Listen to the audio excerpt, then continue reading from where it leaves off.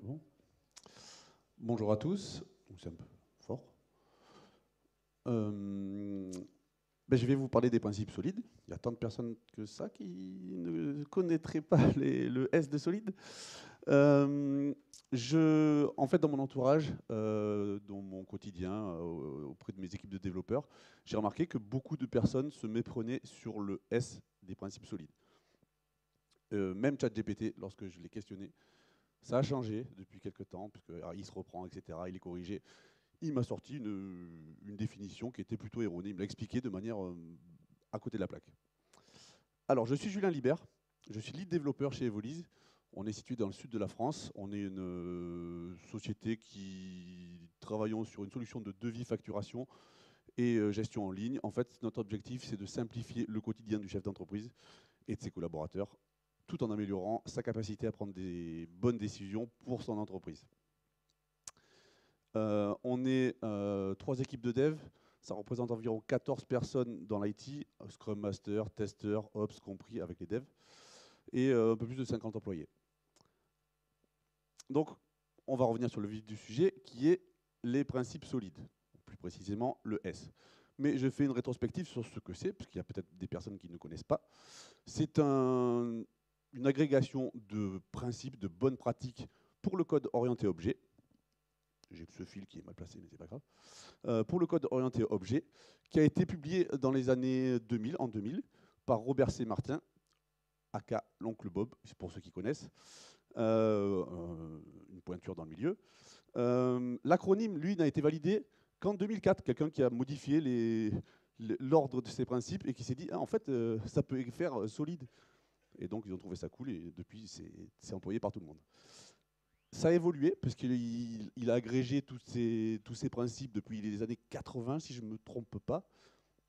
En gros, l'histoire du début, c'était de trouver les bonnes pratiques pour l'orienté objet. Il y en a qui ont été modifiés, il y en a qui ont évolué, il y en a qui ont disparu, il y en a d'autres qui ont été rajoutés, et ça s'est cristallisé donc en 2000, comme je vous l'ai dit.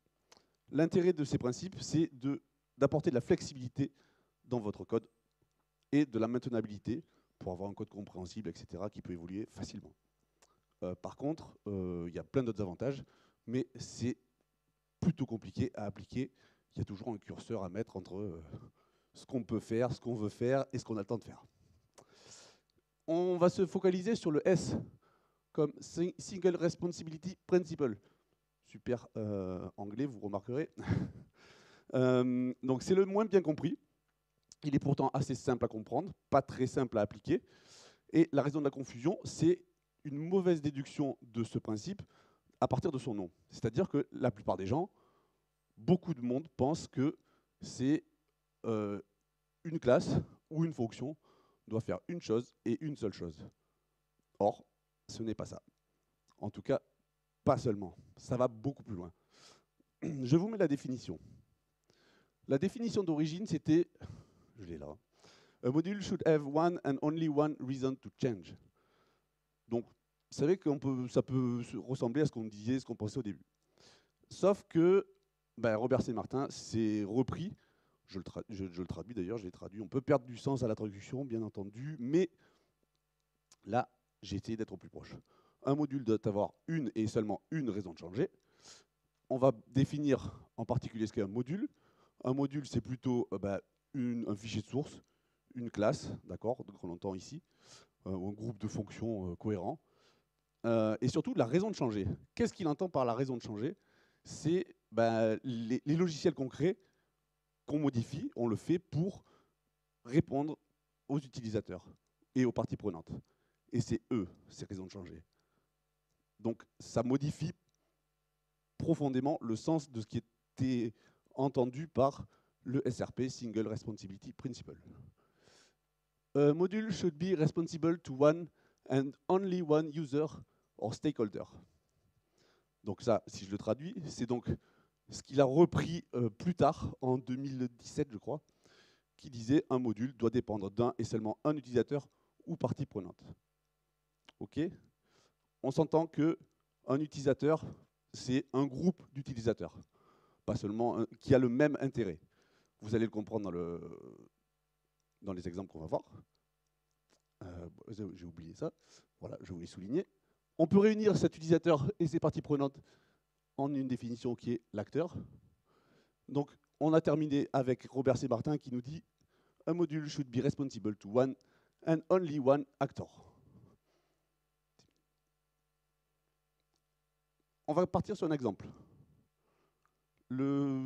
qui va nous expliquer, à travers le problème, comment on peut éviter de...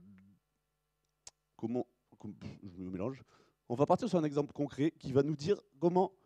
Je suis un peu stressé. Vous êtes trop nombreux. Donc, un exemple concret qui va nous permettre de voir le problème que l'on peut rencontrer si on ne respecte pas le SRP. Donc, j'ai choisi un exemple, je voulais partir sur un exemple qui était associé à mon domaine métier, à savoir la devis-facturation. Mais j'allais passer plus de temps à vous expliquer mon domaine métier qu'à vous expliquer le SRP en lui-même. Donc j'ai repris l'exemple de Robert C. Martin, qui nous donne une application pour gérer le personnel, qui va calculer les payes et faire du reporting d'heures sur des employés, etc. OK. Donc, j'ai ma classe, imaginons que j'ai une classe employée, j'ai trois méthodes que j'aurai dessus. Alors, est-ce que c'est bien designé ou pas? Ça, on va le voir. Justement, pour le coup, ça ne va pas l'être. On a notre calculette P qui va nous calculer la paye de l'employé. Report Hours qui va faire un reporting des heures avec, on peut imaginer, de jolis graphiques, etc. Et la méthode Save pour sauvegarder notre employé, etc. Cet employé, cette méthode, la première méthode calculette P, elle est définie pour servir au final le DAF. D'accord ? C'est lui qui va être intéressé par cette méthode, qui va l'utiliser le plus souvent et qui va donc être un axe de changement sur cette méthode.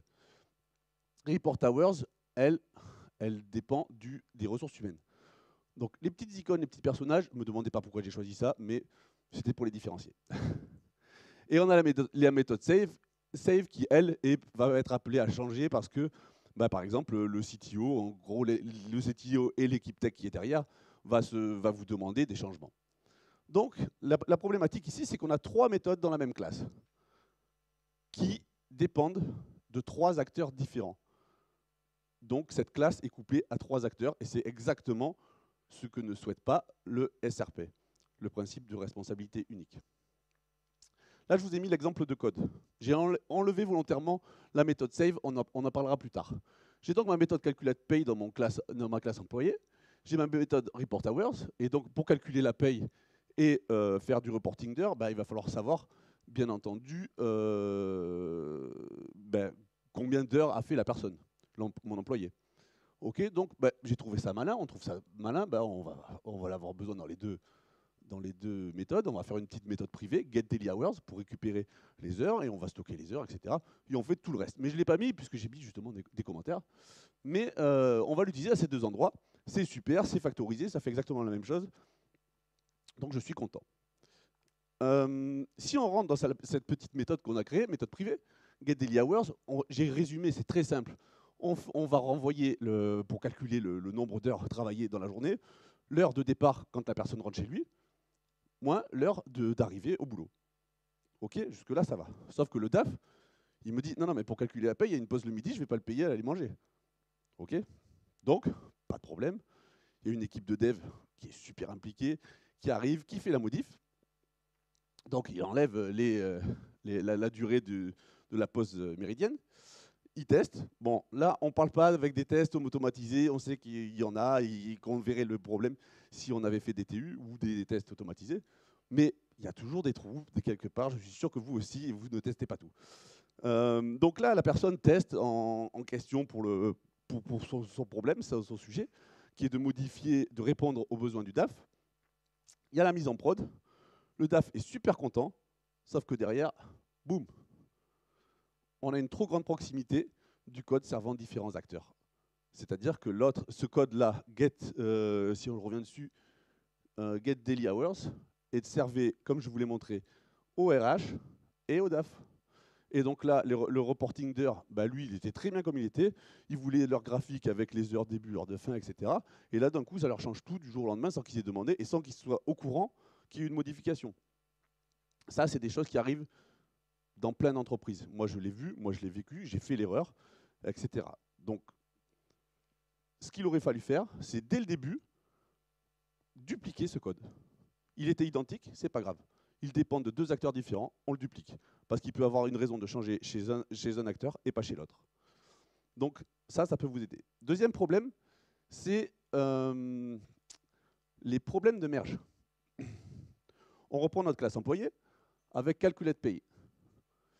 Donc le CalculatePay, comme on a vu, le DAF nous demande de... Enfin, pour le DAF, on fait une modification sur CalculatePay, mais on demande aussi à l'équipe, à une autre équipe de dev de modifier la méthode save, parce que le CTO dit bon bah finalement on n'utilise plus de SQL, je sais pas, de MySQL, on va passer sur du Postgre, on doit changer pour une raison ou pour une autre. Ok. Donc on va travailler, les deux équipes vont travailler en parallèle, vont faire leur dev, et à la fin, qu'est-ce qui se passe? Ça arrive souvent. On merge les branches, et souvent, et dans beaucoup de cas, il y a des conflits, et ça peut faire beaucoup de dégâts. Donc, soit il y a des... Bon, on a des outils quand même qui sont puissants maintenant, et il y a des IDE qui vous aident à faire, à régler ces conflits. Git s'en sort, par exemple, parce que c'est le plus utilisé, c'est pour ça que je le cite, s'en sort de manière générale, mais parfois, il peut résoudre soit automatiquement ces conflits et faire des erreurs. Je l'ai vu passer, des fois on a du code, bon ok. Soit vous demandez de le résoudre manuellement et ça reste quand même problématique, source de friction, de stress, parce que selon quand est-ce qu'on arrive à fusionner ces branches, on est en problème pour, comment dire, parce qu'il y a une mise en prod qui doit arriver vite, parce qu'il y a le test qui doit arriver. Donc c'est toujours source de confusion, on va devoir supprimer ou modifier du code qui ne nous appartient pas à la base. Donc ça peut être problématique. J'accélère un petit peu parce qu'on arrive bientôt à la fin. Donc qu'est-ce qu'il faudrait faire en solution? Il faudrait disséquer le tout dans différents services découpés pour chaque acteur. Je m'explique. En gros, notre classe employée, on l'explose en plusieurs choses. PayCalculator, c'est une des solutions. Ce n'est pas forcément la meilleure, mais ça fait partie des solutions qui pourraient être trouvées. Donc on peut avoir plusieurs services, on peut avoir PayCalculator d'un côté, avec CalculatePay, GetDailyHours, son GetDailyHours. On peut avoir HourReporter, avec ReportHours et GetDailyHours. Et on pourra avoir EmployeeSaver. Donc ça, là-dedans, on a donc trois classes différentes servant trois acteurs différents. Et ils ne sont plus couplés à plusieurs acteurs à la fois. Donc soit on les utilise comme ça dans du code client, soit tout simplement, on peut les mettre derrière un design pattern de la façade. On peut créer une employé façade qui, lui, ne sera pas modifié à la demande d'un acteur ou d'un autre, puisque c'est séparé derrière. Donc voilà, en couplant ça, on peut avoir plusieurs intérêts et résoudre nos problèmes. Pour conclure, on a plusieurs bonus à suivre, plusieurs avantages à suivre le SRP. Tout d'abord, ça peut nous éviter l'over-engineering. Parfois, ça nous amène à aller dedans, mais ça peut nous éviter l'over-engineering. Par exemple, justement, ça nous évite de trop refactoriser. On peut être amené à faire refactoriser pour avoir du code simplifié qui fonctionne partout. En fait, des fois, ce n'est pas nécessaire et il faut justement savoir s'arrêter. Ça nous aide à améliorer la lisibilité et la compréhension du code. Pourquoi? Parce qu'on a différentes couches, donc différents niveaux de lecture. On peut s'arrêter selon le besoin pour lequel on va dans le code. Si c'est pour juste comprendre ce qui s'y fait dans une classe, on va avoir juste les grandes lignes. Et je peux aller dans des couches plus profondes du code si je veux avoir le détail. Par exemple, comment est-ce qu'on calcule les heures? Comment on fait le reporting? Je vais directement dans la classe spécifique. Ça nous aide, comme on l'a vu dans l'exemple numéro 1, à augmenter les capacités à modifier le code en minimisant les risques de bugs de manière naturelle, vu que quand je modifie une classe, ça évite de faire des bugs chez quelqu'un d'autre. Pour le debugging et le testing, c'est plus simple, puisque je vais directement pouvoir tester des classes plus petites, donc plus simple à tester unitairement. Et pour terminer, comme on l'a vu, on évite des problèmes de merge plus fréquents, et c'est donc plus simple pour ajouter des fonctionnalités. Voilà, j'en arrive aux références. Clean Architecture, A Craftsman Guide to Software Structure and Design de Robert C. Martin.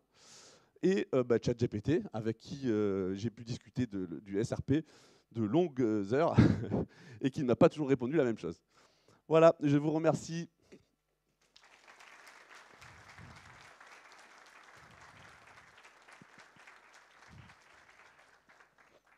Timing parfait, il restait 12 secondes. Voilà, Là, franchement, je pense que ça mérite encore des applaudissements.